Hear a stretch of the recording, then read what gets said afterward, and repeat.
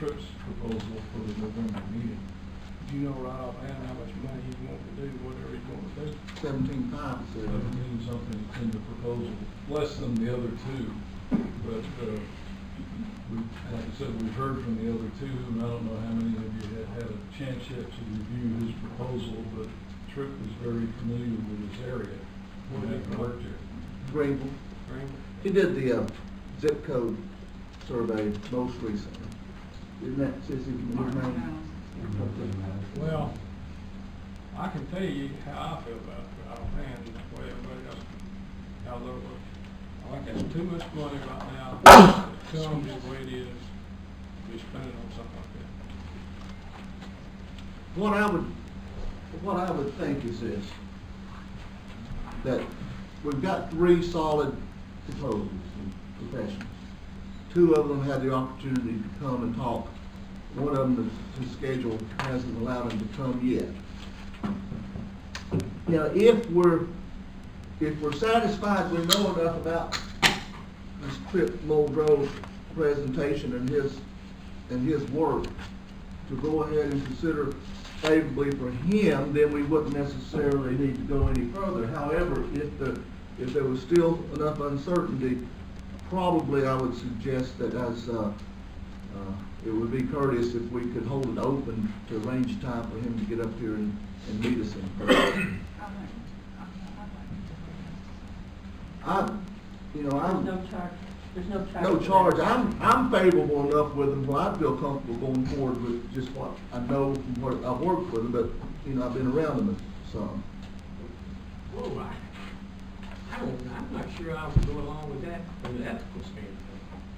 We've asked 2 people to come here and make presentations, and then we're going to give it to a 3rd person who doesn't make a presentation. And they've spent their money for gas and oil and what have you to come up here. I've got a problem with that, but I tend to agree with Jerry. I'm not sure right now is the time to be spending $17,000–18,000 on a study when I'm not really sure what's going on, why we're so why we want to get rid of the Whitmire property. Because from what I get, all of this would be a commercial venture. And we bought that for town purposes, and I think we ought to hang on to it. There's still uses for it for civic center, there's uses for park. And that may very well become what would be the predominant idea for the use after such time as we were able to. Well, everything I've seen so far has got housing and businesses on it. And I tend to agree with Jerry. But I'll say this right now. We gave a sense of fairness. We had 2 outfits come up here and give a presentation, and then a 3rd one, because it did a zip code survey. We're going to just give it to him on a platter. I can't go along. Sorry. I like what you're doing. All right. We need to hear what he has to say. Okay. That way you're being upfront. I can go along with that. It's not a matter of not being up front. I mean, I just think to go ahead, I think. we Yeah, hear it's what not he an has to ethical say. matter. You can plan it how you want to, but if the board wants to have him come up, would it be at the November meeting? Well, I'm okay with that. What I I'm talking understand. about I is understand. letting him have it on a silver platter without making the presentation. I don't think that would be fair to the other 2. I make a motion that we invite him to make a presentation at the November meeting. Okay. There's a second, is there further discussion? All in favor, raise your hand. Okay, that passed. All right, presentation regarding draft code of ethics. Ethics and minimum housing. We are broaching 2 subjects in one meeting. And I know how eagerly y'all have been really looking forward to this whole presentation, so, You want me to tell you what I think? Tell us what you think. Sit down and we, I'll let you short. I'll let you go ahead. Thank you. thank you, Jerry. He's made all this work, we've got to let him get it. Have you ever heard of PowerPoint poisoning? It's a very serious thing. We'll try not to go too deeply then tonight, okay? To get started, back in last year, the state legislature, decided that you and every other local governing board at virtually every level across the state needed to adopt a resolution or a policy that contained a code of ethics. They also were kind enough to give you a deadline of January 1 of 2011 to get that done. Now, the specific requirements of what you have to meet are spelled out in this particular general statute, 16882, and a copy of that is in your agenda package. However, you're probably already familiar with it because this is the same document that required you to have the ethics training or education. Once within a 12-month period after the legislation passed, and if you're lucky enough and want to be reelected, you can get another date and course on ethics. So what we did, what a lot of folks across the state did, once this was passed, a lot of counties, towns like us, simply waited on the school of government or someone else to put together a model code. And that's simply what we have followed, and quite honestly, we have followed it very closely. There are 5 things in particular that you need to be aware of. You need to obey all applicable laws regarding official actions that you take as a board. You need to uphold the integrity and independence of the board member's office. You need to avoid impropriety in the exercise of the board member's official duties. You need to faithfully perform the duties of the office, which of course is what you swear that you will do when you raise your hand and put your hand on the Bible when you're sworn into office. And finally, you need to conduct the affairs of the governing board in an open and public manner, including complying with all applicable laws concerning open meetings and public records. Here's the sticky point though. As far as enforcement goes, there's nothing in the legislation that has any sanctions as to how you enforce a locally adopted code of ethics. And legal action can really only be taken if a board member's actions or behavior violates some other law. However, there is an option available to you. In the absence of any kind of enforcement mechanism, you could adopt, as part of this resolution, something that allows you to censure a board member. And this particular draft code contains these procedures. But I will tell you up front that they are optional. They're not specifically required by the legislation. However, bottom line, voluntarily abide by your own codes, since the legislature has given you no choice but to adopt them. Format on this is fairly simple. There's a preamble or an opening statement that's kind of general. Then there's some general principles that guide this whole process, the actual code, and then, as I just mentioned, the censure procedures.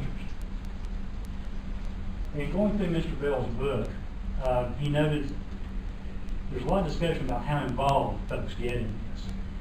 And he noted that, first, adopting a code of ethics may in some cases take away the incentive to think critically about one's behavior.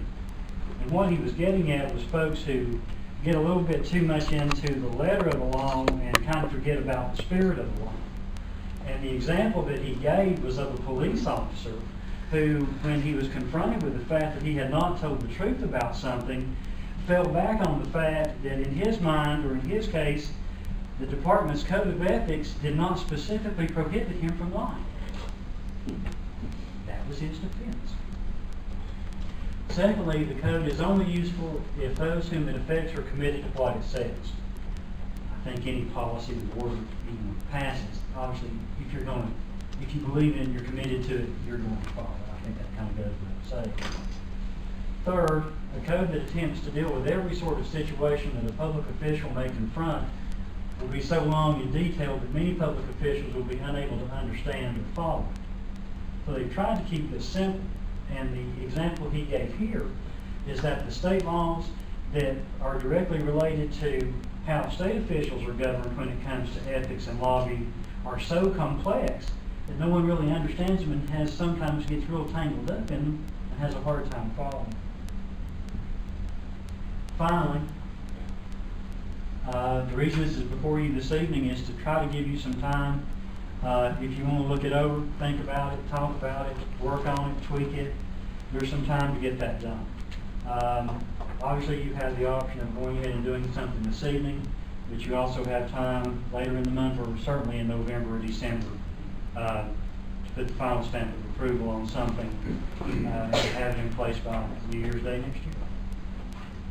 And if you have any specific questions, I am sure that the county attorney would be more than happy to answer. Is really the issue, since it's kind of mandated that we adopt a code in some format, is whether we would choose to include a provision regarding censure. Is that really the main option? That's a basic option that's open to you. The rest of it is sort of a minimum standard. Which is basically required to, at some level, to be, to have it done. Well, I would say go with the very minimum. My comment is, the legislature's passed it, forcing us to do this, they don't even have to do it. That's, I don't understand that. And we'd be glad if somebody write them a letter and ask them. Well, and I probably don't want to do that. Well, and in trying to study the legislation and even the stuff that's in the model code, I don't know, once you pass something or adopt something, I don't know that we specifically have to look at it. And it was known as the Irony Act of 2009, and is why it passed through the General Assembly so easily. Well, but with all the trouble we've got with the economy and everything, that's all we got to do. Pretty good. And if I'm correct, John, the school board already has something like this in place. I'm not sure if the county has adopted something. Not yet. Okay, so what are our options? We're not gonna adopt something tonight. Yeah, I think we can bring it back for your consideration either at the November meeting or even as late as the December. Okay. Any further questions or comments this time? Thank you, Mike.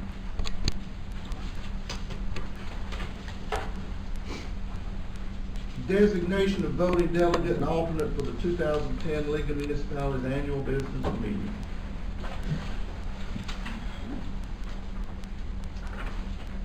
Sissy, you're going, Bob, you're going, I'm going. I've been the delegate before, and I don't want to do it again. George, you're going, Sam, you're going.